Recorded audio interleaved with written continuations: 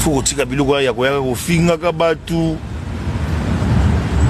yoka kozaka malamu mwana wana otindi na télévision afingi na bapeti robino lelo héritier mutu abengisi yo na concert na ye à Dôme de Paris mokili moni yo parce que wana obeta esouti na Londres kutu salaki piaka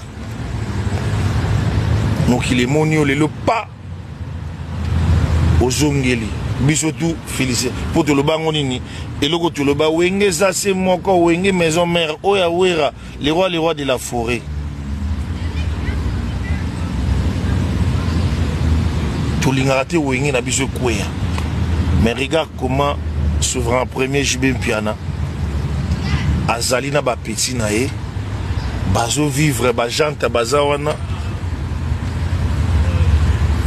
Regarde comment JB Mpiana qui obsèque ya Séguin na Zoulema. C'est vrai qu'il y a cellulaire et zaki ndengwate mais autre temps entre mers. Vinconi phénomène yangyama changé. Bado yo ba koloba na télévision zo lo basia moto. Eza bino botinda ka bango. Eza bino botinda ka bango. Botika batu bavanda calme. Tout koli bana bakoli.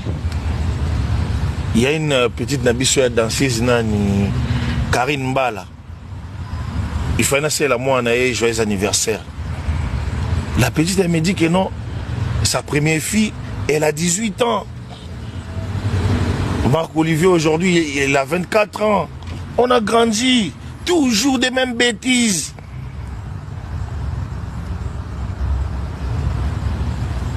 Viens, changer comportement.